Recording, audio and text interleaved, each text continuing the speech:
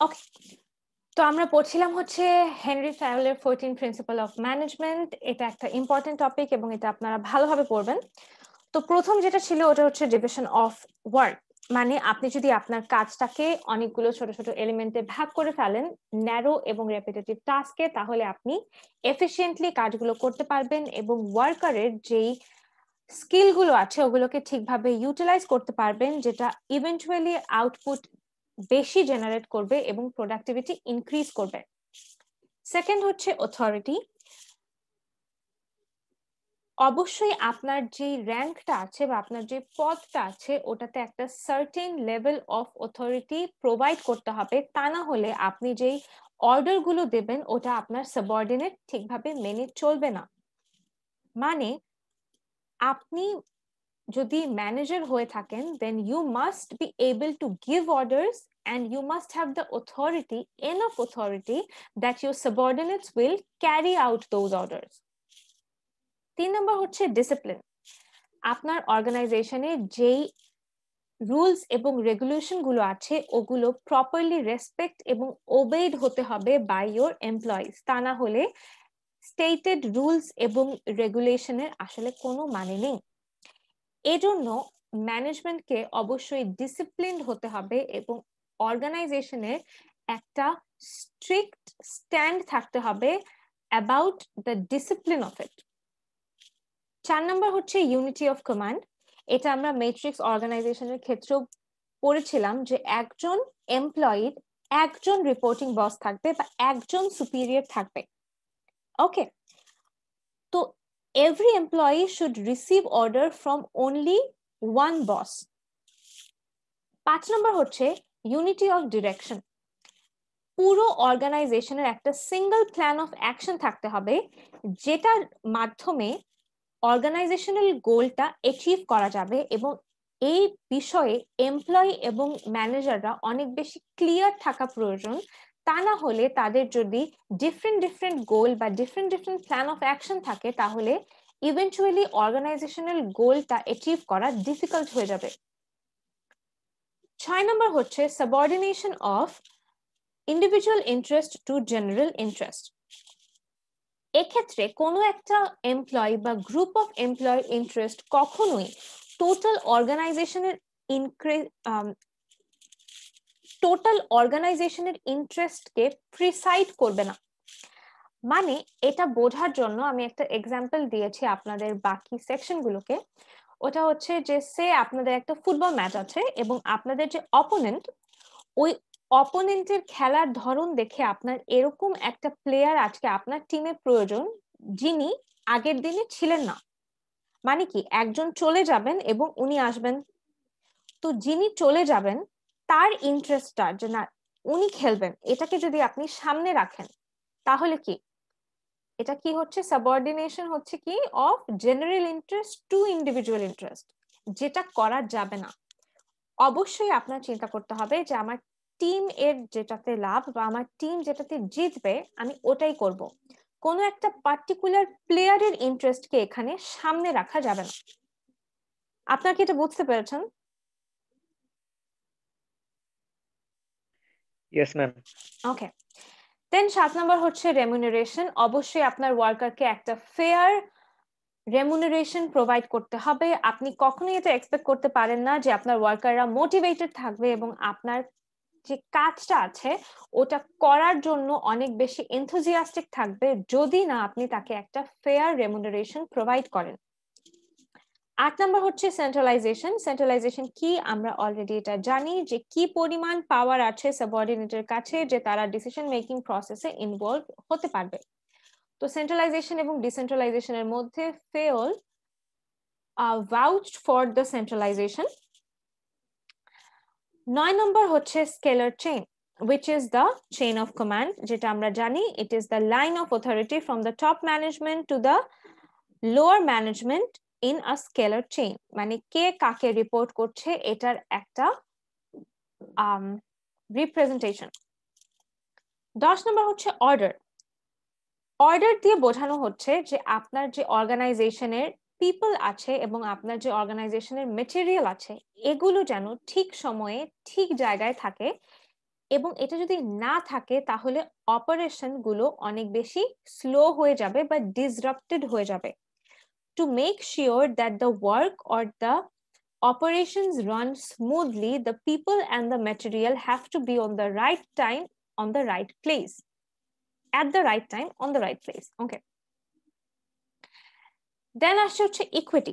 Equity বলতে এখানে বোঝাচ্ছে যে অবশ্যই ম্যানেজারদের সকল এমপ্লয়ির প্রতি ফেয়ার এবং কাইন্ড হতে হবে, মানে এক্ষেত্রে কোনো পার্সিয়ালিটি থাকা চলবে না। কারণ যদি এটা না হয় তাহলে আপনার এমপ্লয়িরা ডিমোটিভেটেড হয়ে যাবে টু ডু দেয়ার জব, কারণ তাদের মনে হবে যে সেম কাজ করে যদি অন্য কেউ বেশি আউটকাম পায় বা বেশি রেমুনারেশন পায় এবং একজন যদি কম পায়, তাহলে যে কম পাচ্ছে তার অবশ্যই কাজের কোয়ালিটি বা কাজের ইচ্ছাটা সেম পরিমাণ থাকবে না। 12 হচ্ছে stability of tenure of personal. এটা দিয়ে বোঝাচ্ছে যে যখন কোনো একটা ভ্যাকেন্সি হয় কোনো একটা অর্গানাইজেশনে, তখন এই রিপ্লেসমেন্টটা কত ইজিলি বা কত স্মুথলি হয়। মানে যিনি কাজটা ছেড়ে চলে যাচ্ছেন তিনি অবশ্যই যিনি নেক্সট এই কাজটা করতে আসছেন তাকে কিছু হলেও উইজডম পাস করে যাবেন বা তাকে হেল্প করে যাবেন, so that he can actually do the job smoothly, যেন কোনো ডিসরাপশন বা কোনো পজ না আসে অপারেশনে। This is the stability of tenure of personnel. 13 number হচ্ছে ইনিশিয়েটিভ। ইনিশিয়েটিভ বলতে এখানে বোঝাচ্ছে যে এমপ্লয়িরা কতটুকু enthusiastic about the plans, about the advancement of their organisation, এবং এই যে প্ল্যানগুলো তারা প্রোভাইড করবে এটা যেন তারা ক্যারি আউট করতে পারে, এজন্য অর্গানাইজেশনের এটা মেক শিওর করতে হবে that they are actually given adequate amount of opportunities. 14 number হচ্ছে esprit de corps, which means the unity and harmony among the organization and its people. এটা যত বেশি হবে অর্গানাইজেশনের যে গোলটা ওটা অ্যাচিভ করা তত ইজিয়ার হবে। আপনারা কি পুরোটুকু শুনতে পেরেছেন? জি ম্যাম। ওকে, গ্রেট। এখন আপনাদের কোনো কোয়েশ্চেন আছে কোনো পয়েন্ট নিয়ে যেটা আপনারা বুঝতে পারেননি, আর একটু এক্সপ্লেন করলে ভালো হতো। ম্যাম 9 নাম্বারটা স্কেলার চেঞ্জ যেটা আছে এটা স্কেলার আরেকবার চেইন ডিসকাস। আপনারা পড়ে এসেছেন, which is the chain of command. Scalar chain হচ্ছে যে একদম টপ ম্যানেজমেন্ট থেকে একদম লোয়ার লেভেল অফ ম্যানেজমেন্ট পর্যন্ত যে লাইন অফ অথরিটিটা আছে, যে হু রিপোর্টস টু হু, এই জিনিসটা ক্লিয়ার থাকা প্রয়োজন to make sure that your management is working or functioning properly. ঠিক আছে, এখন বুঝতে পেরেছেন?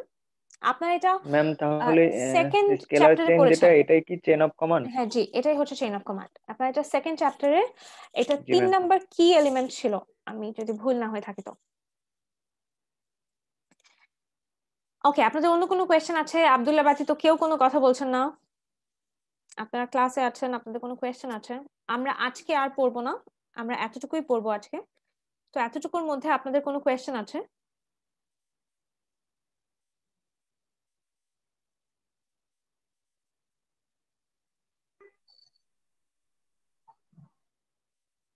ওকে, যদি কোনো কোয়েশ্চেন না থাকে ম্যাম তাহলে জি এটার আব্দুল্লাহ। মধ্যে জি ম্যাম এটার মধ্যে তো প্রশ্ন নাই ম্যাম, হচ্ছে যে ম্যানেজমেন্টের মধ্যে পাথ গোল থিওরি ম্যাম, এটা আরেকবার একটু বলা যায়? জি, ম্যাম এটা এটা নিয়ে একটু অবশ্যই সমস্যা ছিল। বলা যায়, কিন্তু সমস্যাটা হচ্ছে যে আমি এটা শিডিউল করেছি আব্দুল্লাহ 40 পর্যন্ত, তো আমি আশা করছি যে আমার মিটিংটা কেটে যাবে না, কিন্তু যদি কেটে যায় তাহলে আম, জি ম্যাম। আপ- আমি অন্য কোনো ভাবে মিটিং কল করে আপনাদেরকে এটা বুঝিয়ে দেওয়ার চেষ্টা করছি। আপনারা একটু ওয়েট করেন, আমি স্লাইডটা বের করছি। হ্যাঁ, জি ম্যাম, সমস্যা নেই ম্যাম। আচ্ছা, পাঁচ গোল থিওরি ছিল হচ্ছে লিডারশিপ থিওরি, যেটা লাস্ট লিডারশিপ থিওরি ছিল। পাঁচ গোল থিওরিতে কতগুলো কন্টিনজেন্সি ফ্যাক্টর ছিল, একটা হচ্ছে সাবঅর্ডিনেট, একটা হচ্ছে এনভায়রনমেন্টাল। এই দুটো কন্টিনজেন্সি ফ্যাক্টর এর মাধ্যমে একটা সিচুয়েশনকে ডিফাইন করা হয়েছিল। যেই সিচুয়েশনের উপর ডিপেন্ড করে আপনি লিডারশিপের 4টা স্টাইল ছিল, যে 4টা স্টাইলের মধ্যে যে কোনো একটা আপনি চুজ করবেন, রাইট? এবং অ্যাট লাস্ট আপনাকে পারফরমেন্স এবং সাকসেস এর দিকে নিয়ে যাবে। আচ্ছা, এটা ছিল হচ্ছে এটার মেইন কথা। আমি স্লাইডটা বের করলে আপনাদের একটু ইজিয়ার হবে।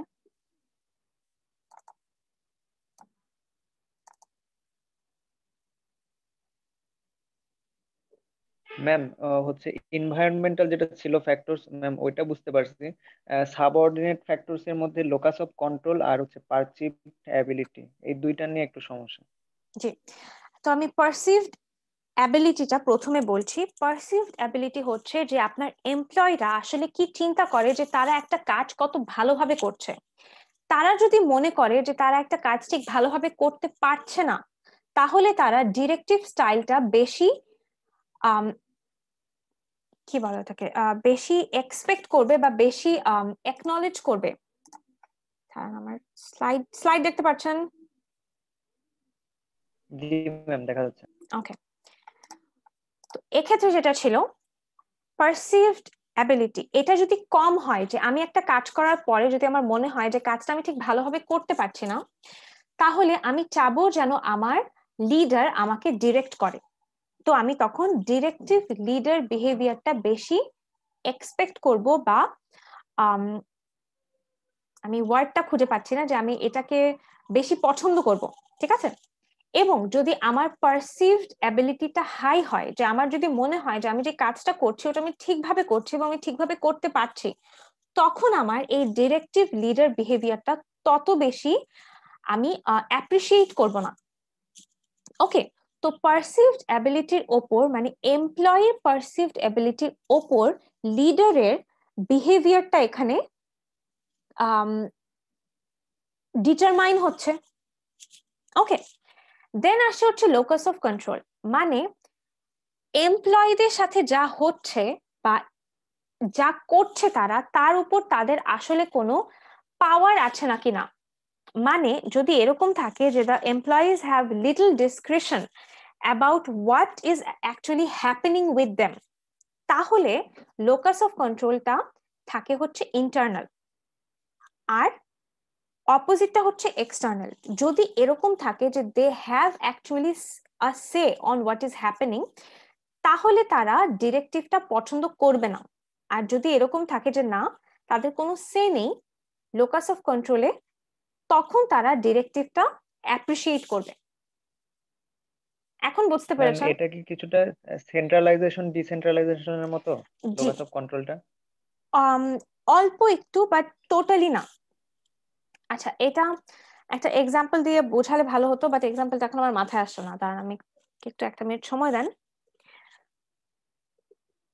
উম ধরেন যদি এরকম হয় যে এমপ্লয়িরা নিজেরাই ডিকটেট করতে পারছে যে হোয়াট দে উইল ডু, ঠিক আছে, তাহলে দেখেন লিডারের ডিরেক্টিভ হওয়া কিন্তু অত বেশি জরুরি না, ঠিক আছে?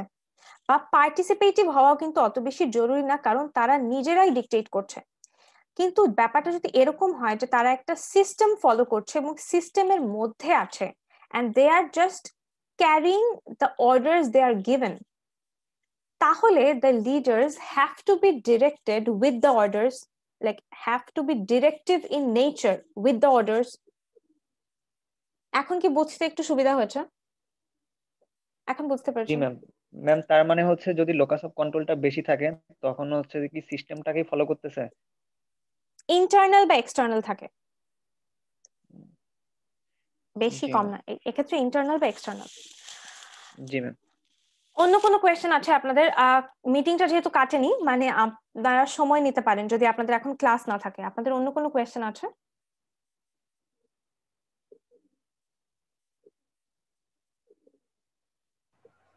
ম্যাম চ্যাপ্টার 1 এর ম্যাম, একটা কোশ্চেন ছিল।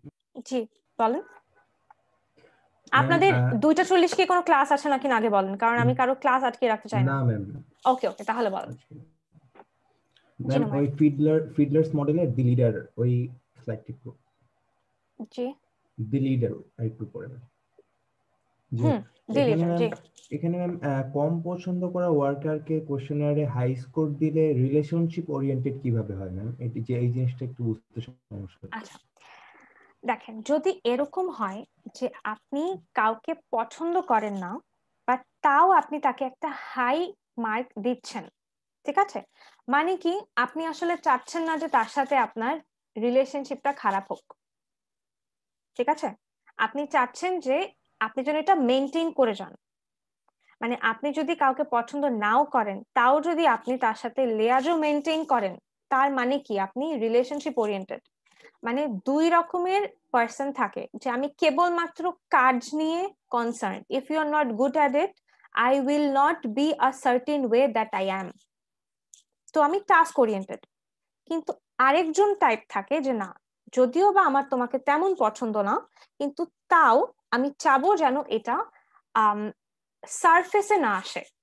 তো এই কনসেপ্টটা থেকেই উনি এই কোয়েশ্চেনিয়ারটা সেট করেছেন এবং বলেছেন যে যদি এরকম কাউকেও আপনি হাই স্কোর দেন যাকে আপনি পছন্দ করেন না, তাহলে আপনি আসলে রিলেশনশিপ ওরিয়েন্টেড, আপনি টাস্ক ওরিয়েন্টেড না।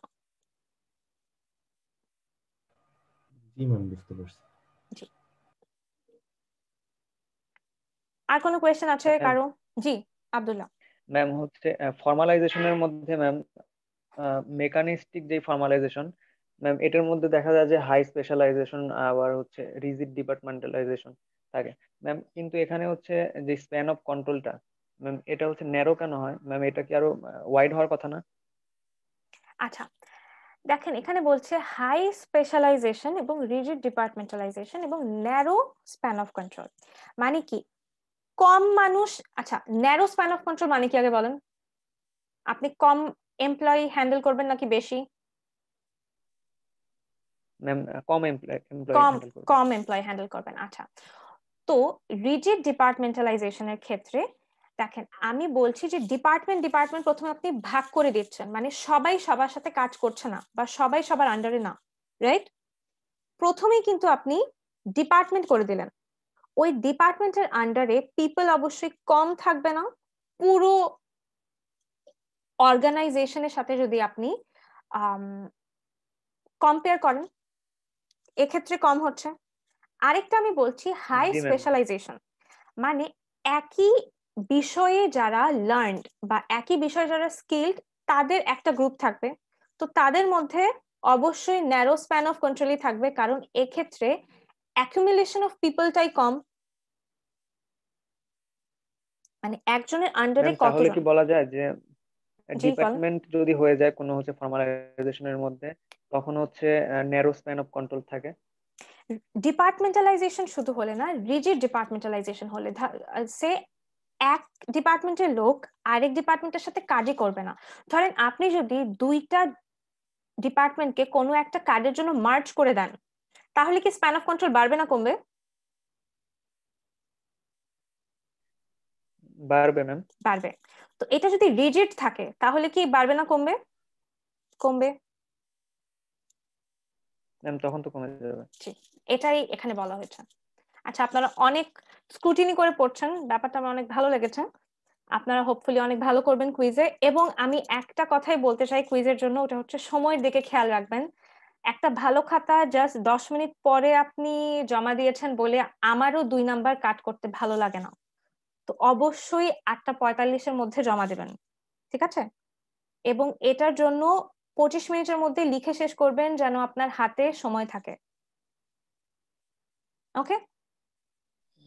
জি ম্যাম। অন্য কোনো কোয়েশ্চেন আছে আপনাদের?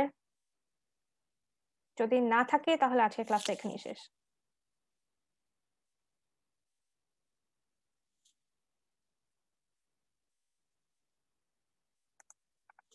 ওকে, তো আজকের ক্লাসটা এখানেই শেষ। All the best for the quiz. এবং আপনারা আজকে বি এবং ডি সেকশন ক্লাস করেছেন, তো আমি দুজনকেই বলে দিয়েছি যে সময়ে খেয়াল রাখতে, এবং যদি কারো কোনো প্রবলেম থাকে, মানে যদি ফর্মে জমা দিতে না পারেন, তাহলে 8:45-এর মধ্যে যেন অবশ্যই আমাকে মেইল করে দেন।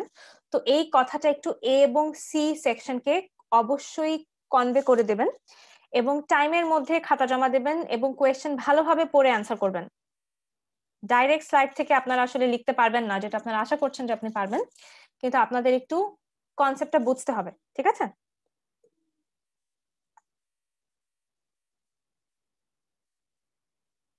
আপনারা ক্লাসে আছেন? জি ম্যাম। জি, জি ওকে। ঠিক আছে ম্যাম। তাহলে এই ক্লাসটা এখানেই শেষ। ভালো থাকবেন। আসসালামু আলাইকুম। আসসালামু আলাইকুম। ওয়ালাইকুম আসসালাম। আসসালামু আলাইকুম। তো আমাদের 4 নম্বর চ্যাপ্টার হচ্ছে ম্যানেজমেন্ট থিওরিজ।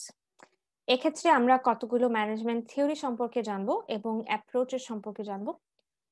তো আমরা ডিরেক্টলি চলে যাই মেইন অ্যাপ্রোচেস টু ম্যানেজমেন্টে। এক্ষেত্রে আজকে আমরা পড়বো হচ্ছে হিস্টোরিক্যাল ব্যাকগ্রাউন্ড এবং ক্লাসিক্যাল অ্যাপ্রোচেস নিয়ে।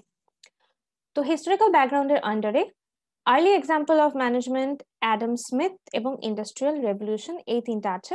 তো প্রথমে দেখি যে আর্লি এক্সাম্পল অফ ম্যানেজমেন্ট।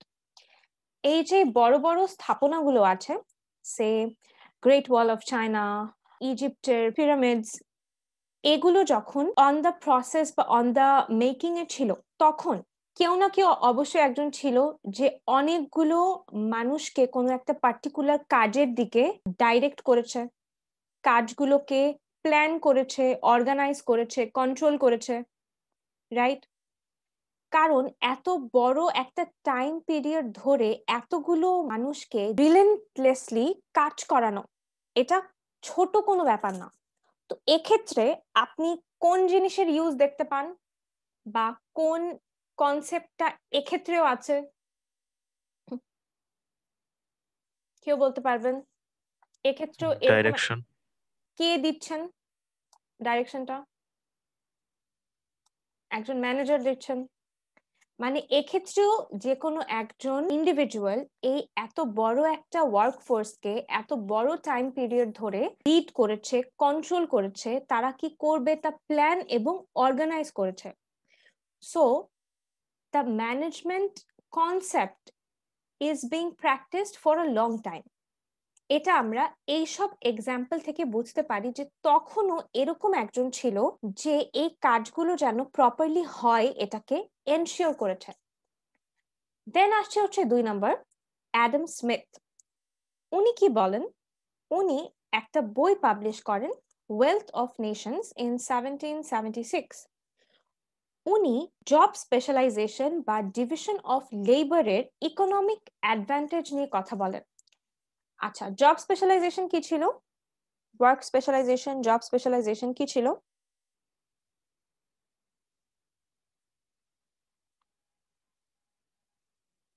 একটা কাজকে অনেকগুলো এলিমেন্টে ডিভাইড করে ফেলা বা ব্রেক ডাউন করে ফেলা একটা জবকে in small and repetitive task, যেন কাজের প্রোডাক্টিভিটিটা বাড়ে এবং একটা পার্টিকুলার এলিমেন্ট আমি একটা পার্টিকুলার ওয়ার্কারকে অ্যাসাইন করতে পারি যে ওই কাজটা করার জন্য সবচেয়ে বেশি অ্যাপ্রোপ্রিয়েট। তো এই কথাটাই স্মিথ বলেন ইন 1776 যে there is an economic advantage of division of labour, এবং এই আইডিয়াটা ইমপ্লিমেন্ট করা হয় একটা পিন ইন্ডাস্ট্রিতে, যে একটা পিন এর ম্যানুফ্যাকচারিং যে টোটাল প্রসেসটা ওটা যদি একজন ওয়ার্কার করে তাহলে সে একদিনে 10টা পিন ম্যানুফ্যাকচার বা প্রডিউস করতে পারে।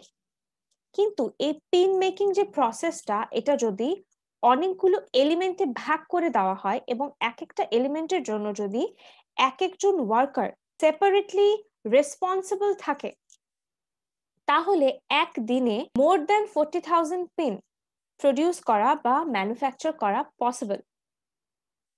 ওকে, 3 নম্বর হচ্ছে ইন্ডাস্ট্রিয়াল রেভলিউশন। এক্ষেত্রে machine power was substituted for human পাওয়ার।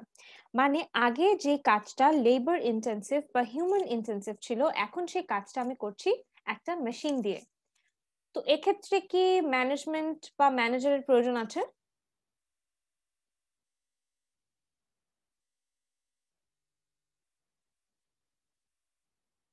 আপনার ক্লাসে আছেন? না, এক্ষেত্রে তো প্রয়োজন পড়ে না। প্রয়োজন পড়ে না?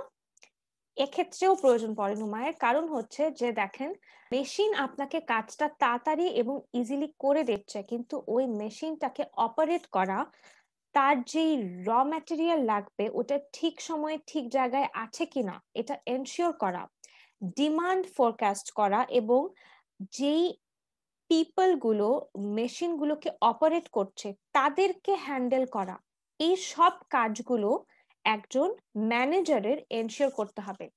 মানে ইন্ডাস্ট্রিয়াল রেভলিউশনের পরও the importance of management reduce হয়নি। এখন আমরা স্লাইডে চলে যাই। দেখেন এখানে হিস্টোরিক্যাল ব্যাকগ্রাউন্ড অফ ম্যানেজমেন্টের আন্ডারে বলা হচ্ছে যে এনশিয়েন্ট ম্যানেজমেন্টে ইজিপ্ট এবং গ্রেট ওয়াল অফ চায়নার এক্সাম্পল দেওয়া হয়েছে, যে এক্ষেত্রেও একজন পার্সন ছিলেন যিনি একজন ম্যানেজার, যিনি এটা এনশিওর করেছেন যে কি কাজ করা হবে, কাজটা কিভাবে করা হবে এটা প্ল্যান করেছে এবং অর্গানাইজ করেছে both the people and the material, এবং এনশিওর করেছে the work is being done appropriately এবং কন্ট্রোল করেছে দ্য হোল প্রসেস। অ্যাডাম স্মিথের আন্ডারে ওই সেম কথাটাই বলা হচ্ছেন যে ইনি অ্যাডভোকেট করেছেন the division of labour to increase the productivity of workers. Industrial revolution substitute করে machine power for human labor এবং create করে large organizations in need of management. এটা আমরা পড়লাম হচ্ছে historical background of management. এখন আমরা জানবো হচ্ছে classical approach নিয়ে। classical approach এর আন্ডারে দুটো পয়েন্ট আছে, একটা হচ্ছে scientific management আর একটা হচ্ছে general administrative।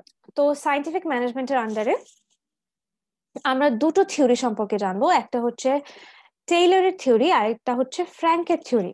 তো আমরা প্রথমে এটা পড়ি। দেখেন সায়েন্টিফিক ম্যানেজমেন্টের আন্ডারে Frederick Winslow Taylor, who is said to be the father of scientific management, published a book called The Principle of Scientific Management in 1911. উনি যেই ধারণাটা দেন ওটা হচ্ছে যে প্রত্যেকটা কাজ করার জন্য একটা ওয়ান বেস্ট ওয়ে আছে, এবং উনি সায়েন্টিফিক মেথডকে ইউজ করেন to define that one best way.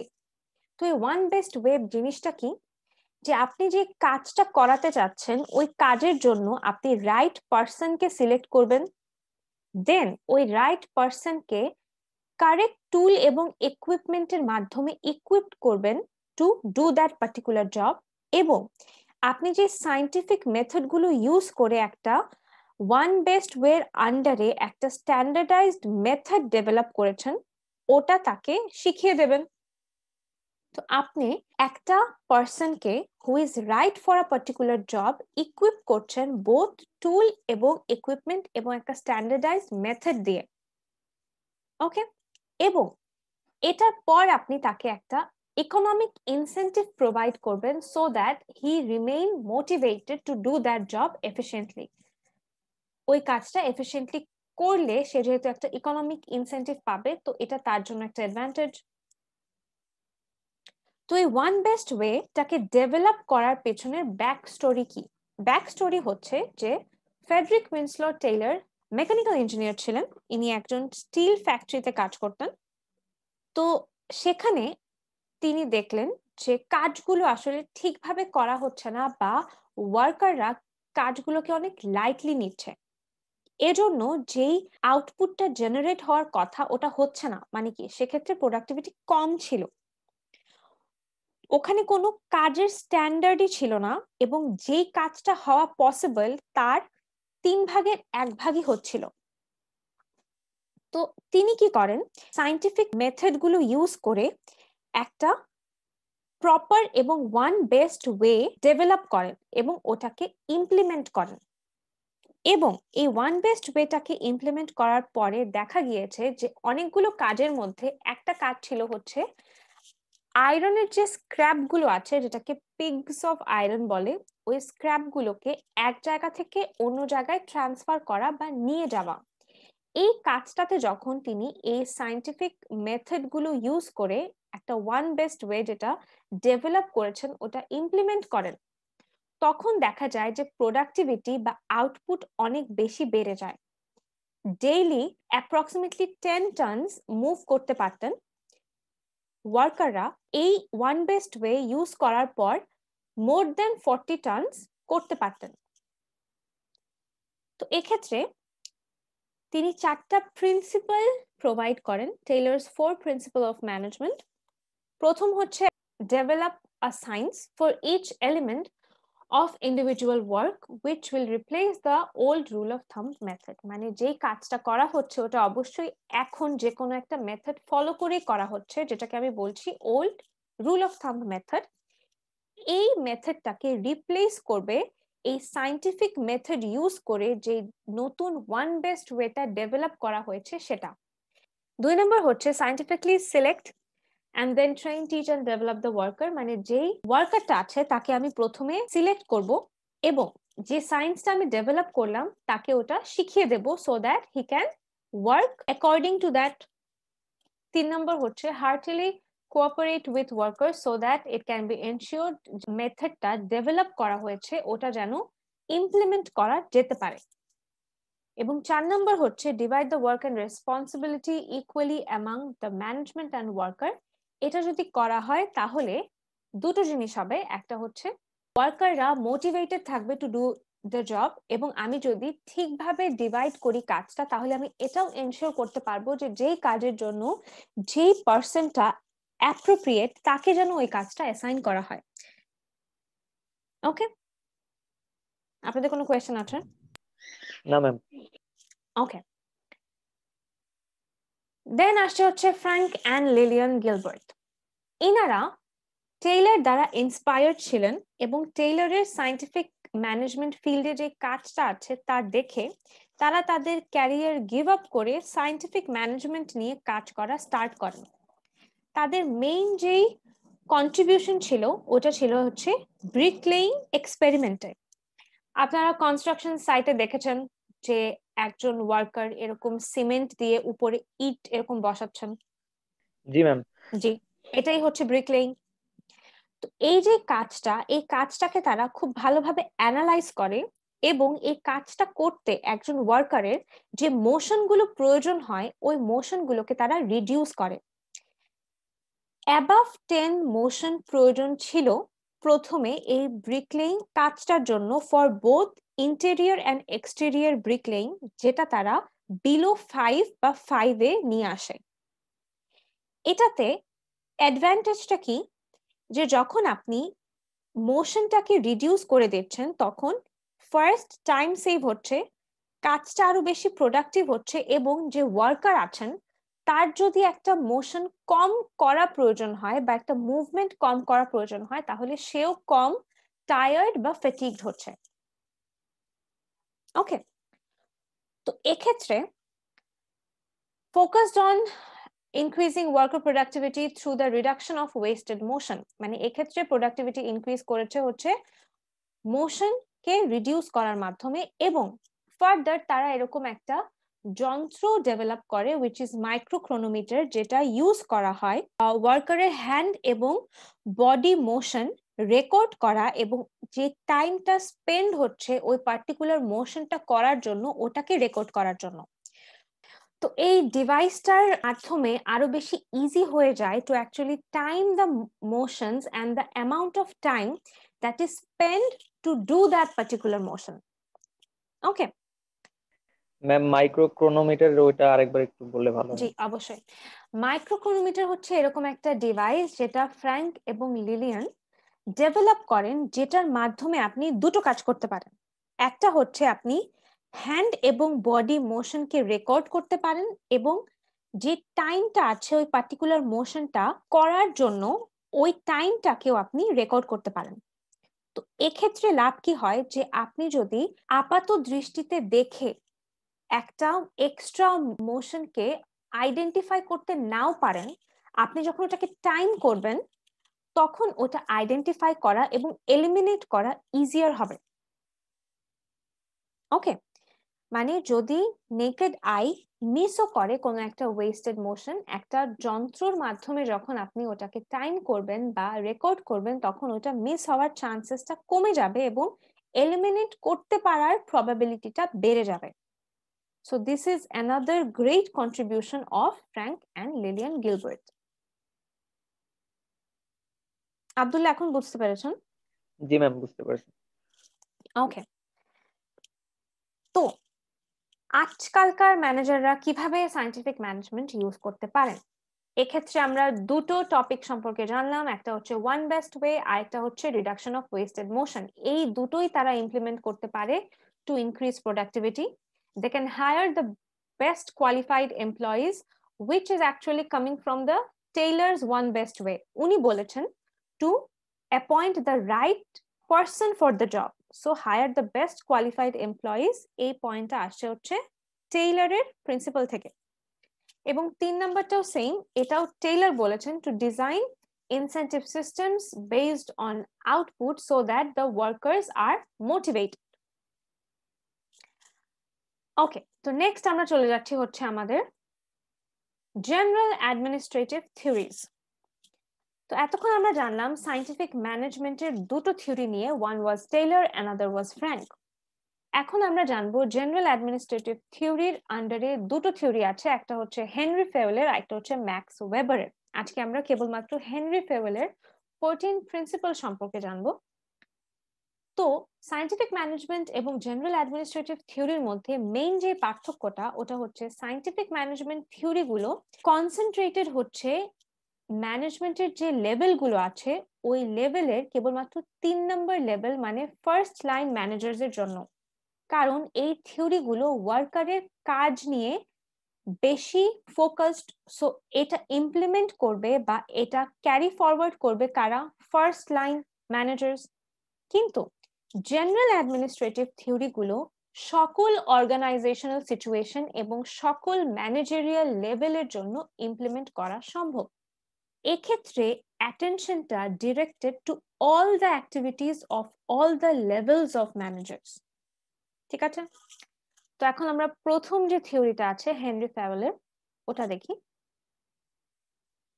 Henry ফেওয়েল believe করেন যে the practice of management was distinct from other organizational functions, এবং উনি ডেভেলপ করেন কিছু principle of management, 14 principle of management to be precise, that apply to all organizational situations. এই 14 principal important, এটা ভালোভাবে পড়বেন। প্রথমটা হচ্ছে ডিভিশন অফ ওয়ার্ক বা ওয়ার্ক স্পেশালাইজেশন। এটা কি কেউ বলতে পারবেন?